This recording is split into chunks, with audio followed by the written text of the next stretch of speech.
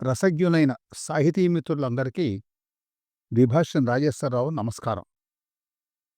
Doctor Sarvepalli Radhakrishnan గారు రాష్ట్రపతిగా ఉన్నప్పుడు నాకు సాహిత్య అకాడమీ అవార్డు వచ్చింది. రాధాకృష్ణన్ గారు సాహితీ ప్రియులు. ఆయన ఇంటికి వెళ్ళాను. ఆయన వరండాలో ఉన్న ర్యాక్స్ నిండా పుస్తకాలే. అవన్నీ దాటుకుని పైన ఉన్న ఆయన గదిలోకి వెళితే ఆ గది నిండా కూడా పుస్తకాలే. ఆయన దగ్గర అన్ని పుస్తకాలున్నా కూడా నా చేతిలో ఉన్న పుస్తకం ఏమిటా అని ఆయన ఆసక్తిగా చూసిన చూపుని నేను మర్చిపోలేను. అప్పుడు నా చేతిలో ఉన్నది ఆంధ్ర వాగ్గేయకారుల చరితం.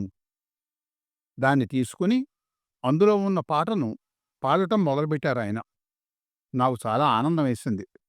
అదో మర్చిపోలేని అనుభవం నా జీవితంలో. ఆ తర్వాత సంగీత నాటక అకాడమీ అవార్డు కూడా వచ్చింది నాకు. అది కూడా చాలా సంతోషాన్ని కలిగించిన విషయం అంటూ ఎంతో వినమ్రంగా ఒక ఇంటర్వ్యూలో చెప్పుకొచ్చారాయన. ఆయనే అటు కేంద్ర సాహిత్య అకాడమీ అవార్డు, ఇటు సంగీత నాటక అకాడమీ అవార్డు, ఈ 2 అవార్డులను అందుకున్న మన దేశంలోని ఏకైక వ్యక్తి అయినటువంటి శ్రీ బాలాంత్రపు రజనీకాంతారావు గారు. శ్రీ రజనీకాంతారావు గారు నిడదవోలులో 1920 జనవరి 29వ తేదీన జన్మించారు. వీరి తండ్రి వెంకట పార్వతీశ కవుల్లో ఒకరైన వెంకట్రావు గారు, తల్లి వెంకటరమణ గారు.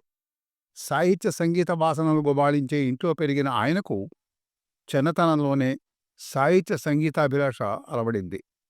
చక్కని గాత్రం అందుకు ఉపయోగపడింది. తండ్రి ఆంధ్ర ప్రచార గ్రంథమాల నిర్వహించేవారు. అక్కడికి ఎందరో కవి పండితులు వస్తూ ఉండేవారు. బాల్యం పిఠాపురంలోనే ఎక్కువగా గడిపారు. ఆ రోజుల్లో పిఠాపురంలో ఏ వీధిలో చూసినా పండిత ప్రకాండులే దర్శనమిచ్చేవారు. పానుగంటి లక్ష్మీ నరసింహారావు గారు, వేదుల రామకృష్ణ కవి గారు, ఓలేటి వెంకటరామశాస్త్రి గారు, దేవులపల్లి కృష్ణశాస్త్రి గారు, వారణాసి సుబ్రహ్మణ్య శాస్త్రి గారు, తమరాడ మేడ వీణ సంగమేశ్వర శాస్త్రి గారు తదితరులందరూ ఉండేవారు. సాహిత్య సంగీత వాతావరణం ఆయనలోని కవిని, కళాకారుణ్ణి తట్టి లేపింది. ఆయనలోని భావాలకు గట్టి పునాది వేసింది. బంధువైన పులుగుర్త నరసమాంబ గారి దగ్గర భక్తి సంగీతం, మేనమామ దుగ్గిరాల పళ్ళంరాజు గారి దగ్గర శాస్త్రీయ సంగీతం నేర్చుకున్నారు. కాకినాడలో పిఆర్ కాలేజీలో ఇంటర్మీడియట్ చదువుతూ శాస్త్రీయ సంగీతం నేర్చుకున్నారు. రజనీ గారు 1937-40 మధ్యకాలంలో ఆంధ్ర విశ్వకళా పరిషత్తులో ఎంఏ తెలుగు చదివారు. పింగళి లక్ష్మీకాంతం గారు ఆయనకు గురువు. దేవులపల్లి కృష్ణశాస్త్రి గారు ఆయనకు ఆత్మీయ మిత్రుడు.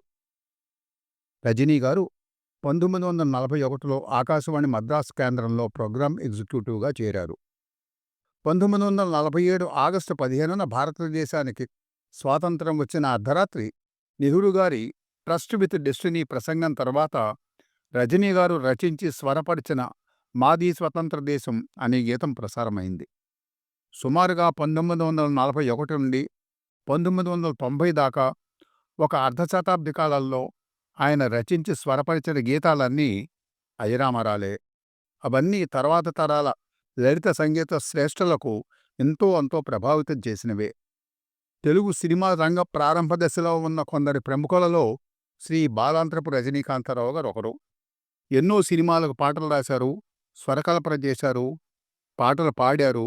ఆయన సృజన అద్భుతమైనది. ఆయన దాదాపు 30 దాకా సంగీత రూపకాలు రచించారు. పాడటానికి, ఆడటానికి అనుకూలమైన రాగ పద్ధతి అవలంబిస్తారాయన. కృష్ణశాస్త్రి గారితో కలిసి క్షీరసాగర మథనం, విప్రనారాయణ యక్షగానాలు వెలువరించారు. శ్రీనివాస కళ్యాణం, శ్రీకృష్ణ శరణమ్మయ్య, హలశాతవాహన యక్షగానాలను ఆయన సొంతంగా వెలువరించారు.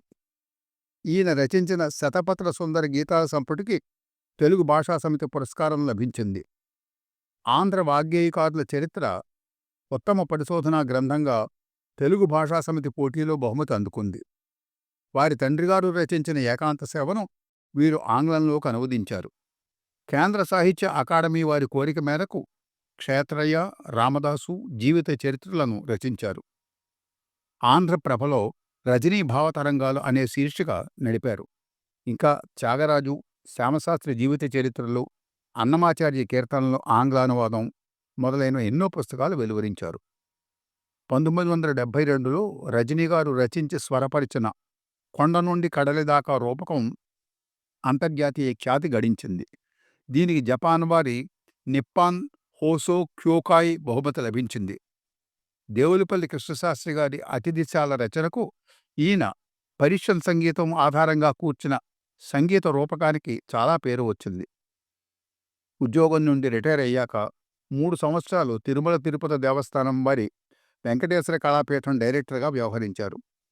1982 నుండి 3 సంవత్సరాల పాటు ఆకాశవాణి, దూరదర్శన్లకు ఎమిరిటస్ ప్రొడ్యూసర్గా ఉన్నారు. 1988 నుండి 2 సంవత్సరాలు తెలుగు విశ్వవిద్యాలయం రాజమండ్రిలో గౌరవాచార్యులుగా పనిచేశారు. ఈయనకు 1961లో కేంద్ర సాహిత్య అకాడమీ పురస్కారం లభించింది. అమెరికాలోని అప్పాజోస్లా విష్ణుభట్ల ఫౌండేషన్ వారు ప్రతిభామూర్తి జీవితకాల సాఫల్య బహుమతి ఇచ్చి సత్కరించారు. 1981లో ఆంధ్ర విశ్వవిద్యాలయం కళాప్రపూర్ణతో సత్కరించింది. 2007లో ఆంధ్రప్రదేశ్ ప్రభుత్వం కళారత్న అవార్డు ఇచ్చింది. 2008లో తెలుగు విశ్వవిద్యాలయం నుంచి సాంస్కృతిక రంగంలో విశిష్ట పురస్కారం అందుకున్నారు. ఇంకా ఎన్నెన్నో పురస్కారాలు వీరికి లభ్యమయ్యాయి. 2004 ప్రాంతంలో శ్రీకాకుళం సభలో ఈ మహానుభావుడితో కలిసి వేదిక పంచుకునే అదృష్టం నాకు ఒకసారి లభించింది. అది నా జీవితంలో మర్చిపోలేని రోజు. బహుముఖ ప్రజ్ఞాశాలి, వాగ్గేయకారుడు, రచయిత, స్వరకర్త, తొలితరం సంగీత దర్శకుల్లో ఒకరైన శ్రీ రజనీకాంతారావు గారు 2018 ఏప్రిల్ 22న స్వర్గస్థులయ్యారు. ఈవేళ వారి జయంతి సందర్భంగా ఆ మహనీయునికి మన తెలుగువారందరం భక్తితో నీరాజనాలు అర్పిద్దాం. సెలవు. నమస్కారం.